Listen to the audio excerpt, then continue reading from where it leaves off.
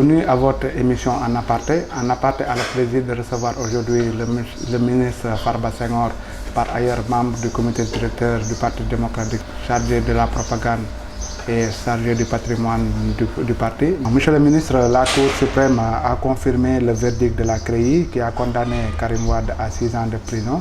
Quel commentaire vous en faites? Oui, tout le monde s'y attendait parce qu'il s'agit d'un harcèlement politico-judiciaire, donc du PDS, surtout à l'endroit de Karim Wade, qui est devenu par ailleurs le candidat du Parti démocratique sénégalais à la prochaine élection.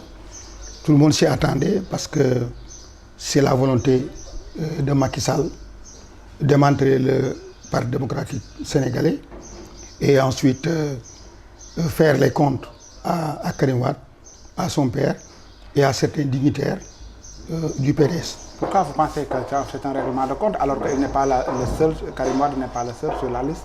Oui, mais il est le seul à être condamné. Au départ, il y en avait 25. Et tout le monde dit que le droit a été renversé.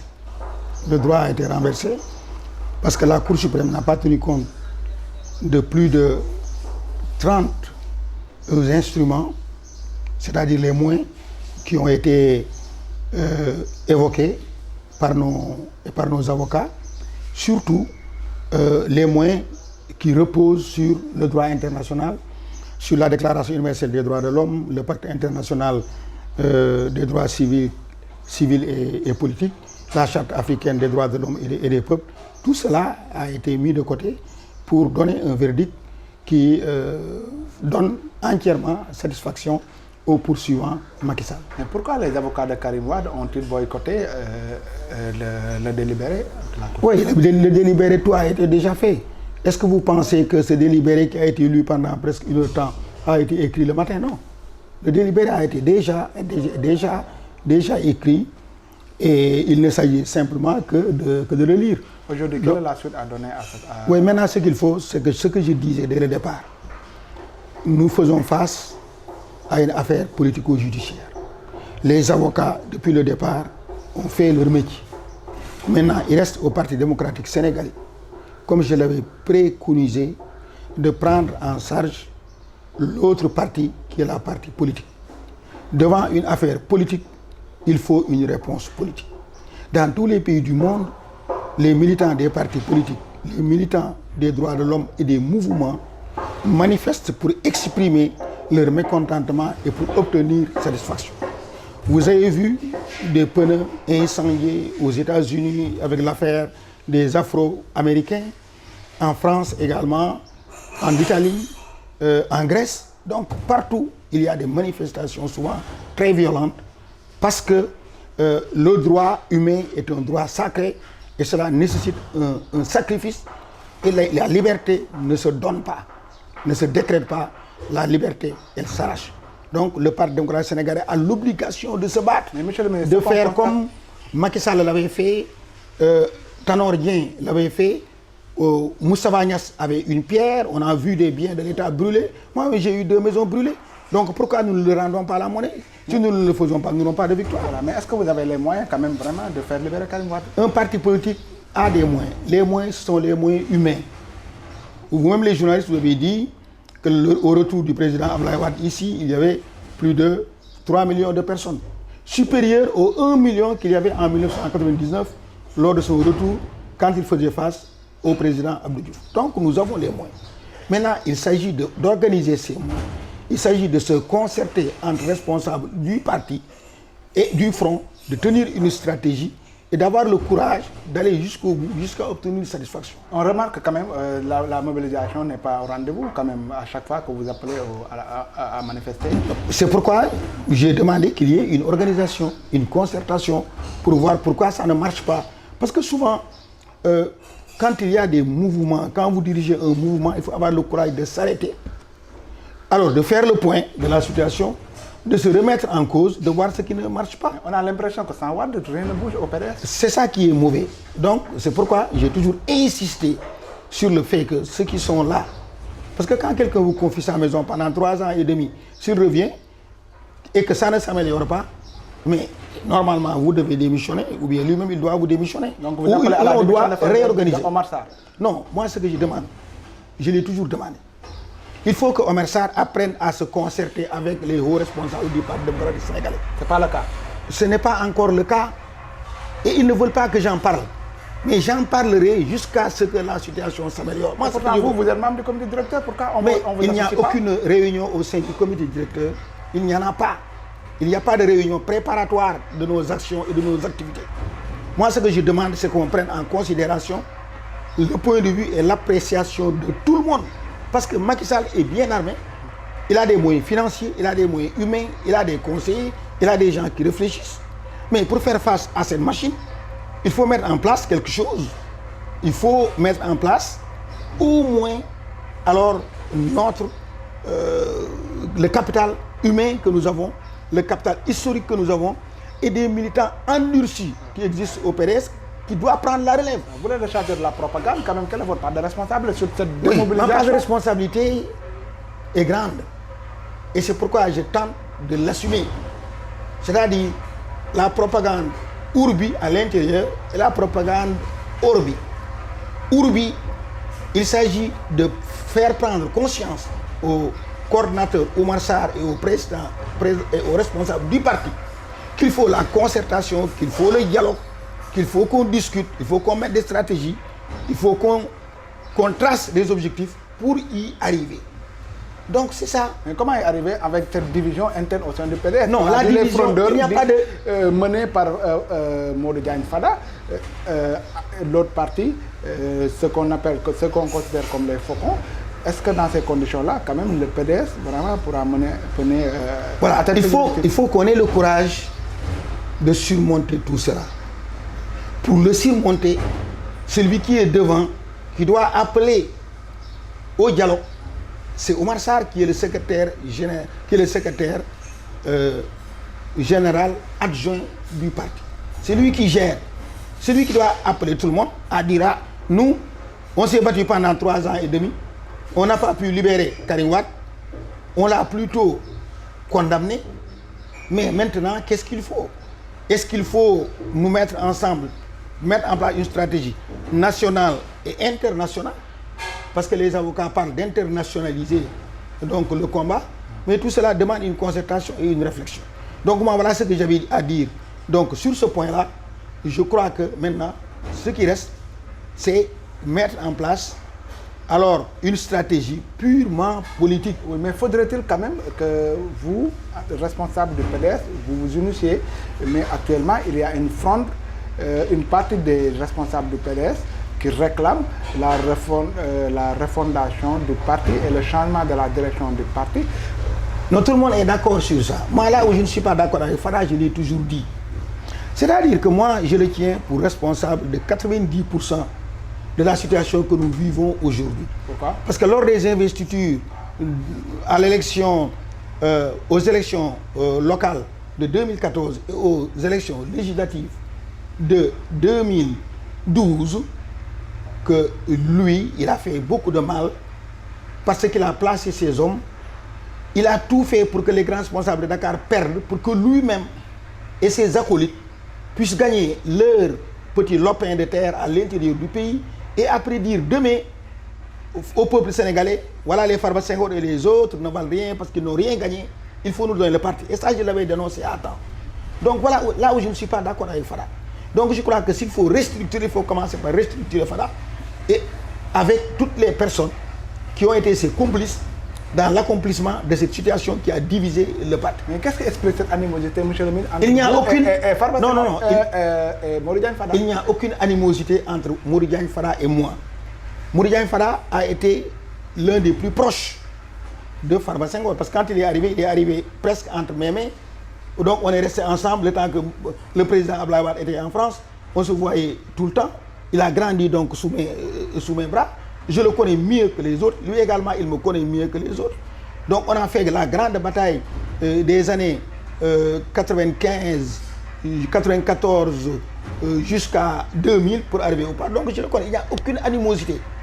Mais je dis, quand je ne suis pas d'accord sur une méthode, mais je la dénonce. Et ce que j'ai encore par ailleurs dénoncé, c'est sa passivité. Parce qu'on a vu que dans le passé, c'est le groupe parlementaire qui a été le porte-flambeau du parti et que les députés ont pu inscrire leur nom sur les registres de l'histoire du parti en se mettant devant. On a vu des députés embastillés, des députés bastonnés. Ablaye Faye, on a cassé sa côte, Badara Diop sa jambe, Joseph donc sa tête, et tant d'autres. Donc je dis, si Fada, qui aujourd'hui a des responsabilités qui lui donnent les moyens, il est le chef de l'opposition, il devait se mettre en place, se battre. Vous pensez que vous, il ne mouille pas assez son maillot? Non, je dis, la passivité, quand quelqu'un est passif, il ne le mouille pas. Est-ce que tu l'as vu au cours des manifestations et pour libérer Karim Wade? Moi, c'est ça ce que je lui reproche. Ce que je lui reproche est humain. On est ensemble. Il a des positions qu'il doit utiliser pour le parti. Pour mouiller le maillot, comme tu dis. Alors, pour mettre en place, quand on te confie des investitures, mais il faut de l'honnêteté intellectuelle. Il faut également mettre en avant l'intérêt du parti. Mais quand on place ces hommes et quand on écarte les autres, mais voilà ce que ça donne. Okay. Vous l'avez également accusé de corruption. Il vous a servi une citation interpellative, une sommation interpellative plutôt. Est-ce que vous avez les preuves de vos... Non, ce que j'ai dit, est-ce que... maintenant, c'est au juge de déterminer, de me demander mes preuves et d'écouter ma cassette. Ce que j'ai dit, je l'ai dit tout devant toute la presse nationale et internationale. Je n'ai plus à y revenir. Mais maintenant, si pendant plusieurs mois, il n'arrive pas à me donner une citation directe ou également à me conduire devant le juge, c'est qu'il y a quelque chose qui cloche. C'est quoi? Je ne sais pas, c'est lui qui le sait. Voilà. Donc moi, je n'ai rien changé sur ce que j'avais dit contre lui, mais il n'y a aucune animosité entre Fada et moi. Okay. Parce qu'il est un enfant du parti, il a grandi dans le parti, mais je veux qu'il mouille le maillot et je veux qu'il soit honnête avec tout le monde. Okay. Ablaye Wade est toujours à la tête du parti. À son âge, est-ce que vous pensez pas qu'il est temps qu'il passe la main?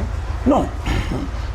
Vous voyez, nous sommes même incapables pour le moment de nous organiser, de nous unir et de conduire aux destinées du parti. Donc il reste encore. C'est-à-dire que si vous demandez à quelqu'un de partir, c'est que vous-même, comme on le dit en Wolof, vous avez fait chaise vie. Mais comme ce n'est pas le cas, je pense que voilà la première. La deuxième raison. Un parti politique est un instrument politique que Ablaye Wade a entre les mains. Aujourd'hui, s'il laissait tomber le parti, mais on l'aurait rangé dans les tables, dans les oubliettes.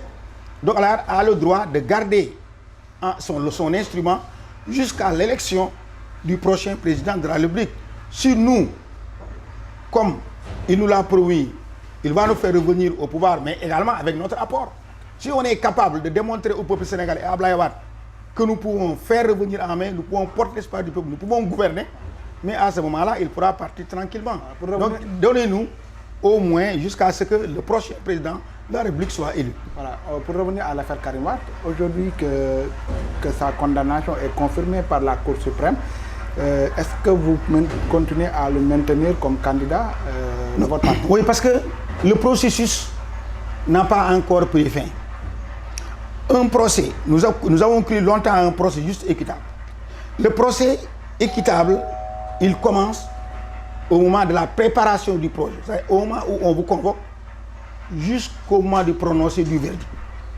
Donc on peut penser que sur le plan national, que c'en est fini pour le moment avec Karim Wade, mais qu'il reste encore d'autres voies à explorer, la voie internationale, sur la base de la Déclaration universelle des droits de l'homme de 1948, comme je l'ai dit, et du pacte international des droits civils et politiques, et éventuellement de la Charte africaine des droits de l'homme, parce qu'il y a eu l'avis de la Cour donc de la CEDEAO, et l'avis également des Nations Unies. Donc il reste une autre bataille à faire. Donc l'affaire n'est pas terminée. Ce ne sont que les avis. Est-ce que ces avis pourront faire... Oui, mais les Nations Unies, c'est une organisation supranationale qui est au-dessus de tous les États et également qui repose sur le fondement du droit. La Déclaration universelle des droits de l'homme et le pacte international des droits civils. Donc on peut penser, ce sont des organes consultatifs. On peut penser que les États-Unis, comme ils l'ont fait avec d'autres pays, alors que l'Organisation des Nations Unies, comme elle l'a fait avec d'autres pays, jusqu'à ce que un des ressortissants étrangers, jusqu'à ce que un condamné qui a purgé sa peine pendant 17 ans au Cameroun, je crois, soit libéré, il peut le faire avec Karim Wade. L'ONU a beaucoup de moyens pour faire des pressions sur les États. On l'a vu, sur plusieurs États.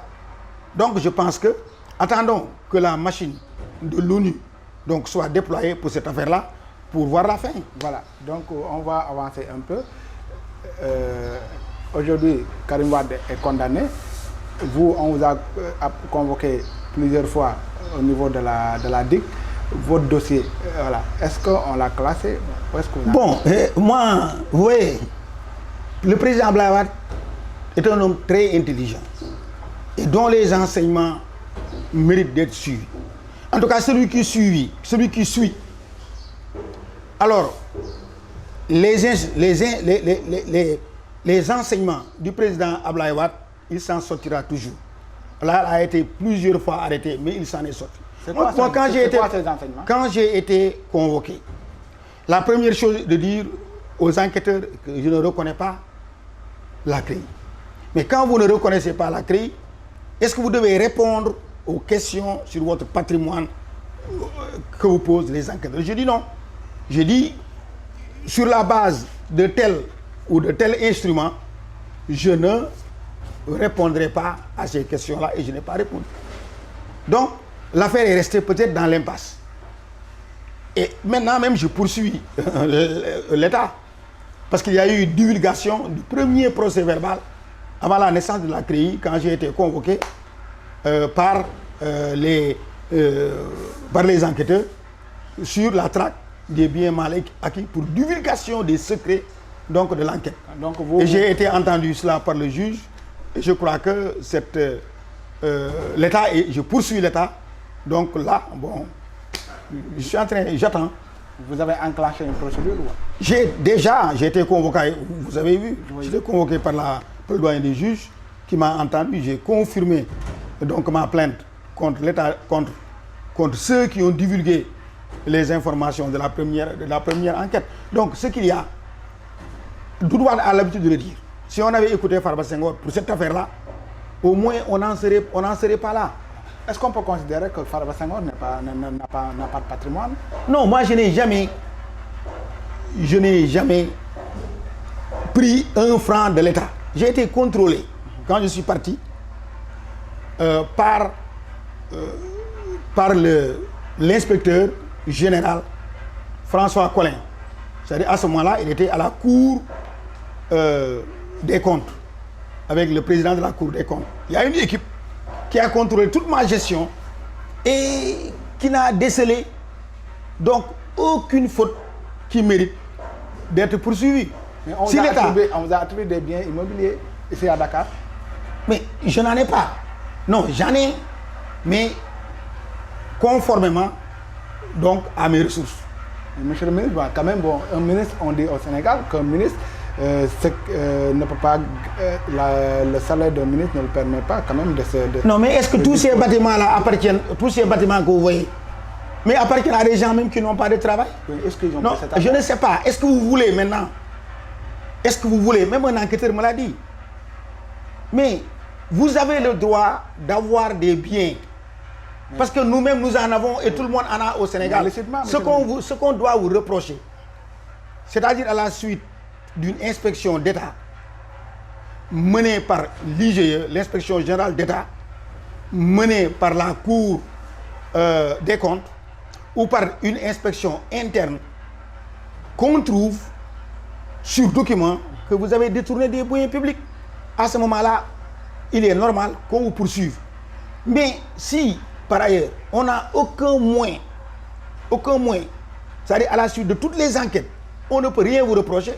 Mais je crois que si l'État vous poursuit par la gendarmerie ou par la police, ce n'est rien d'autre qu'un acharnement politique. Voilà. Mais comment se fait-il que quand même vous soyez expulsé de votre domicile la fois dernière alors que vous disposez de biens immobiliers? Non, je suis en train de construire, juste à côté, une maison qui va se terminer, donc bientôt. Parce que j'ai eu deux mécomptes dans cette affaire-là, avec des entrepreneurs qui m'ont pris l'argent sans pour autant que moi, parce que c'était clé en main en premier lieu. Donc, mais tout le monde sait qu'à côté, j'ai une grande maison en construction qui m'appartient. J'ai aussi des maisons à Kaolack, où je suis né, à Kaolack. Donc, j'ai des biens. Mais vous avez pris ces biens, justement. Est-ce que vous pouvez prouver quand même vraiment le... Voilà, Non, non, mais je peux le prouver parce que, attends, ce que l'État peut me reprocher, c'est d'avoir contrôlé ce qu'il m'avait donné et qu'il en manque un franc. Mais s'il n'en manque aucun franc, mais est-ce que l'État peut me dire, voilà, maintenant, il ne manque aucun franc, on te poursuit. Si c'est ça, on aurait poursuivi Macky. Tout le monde avait dit... Parce que la CREI,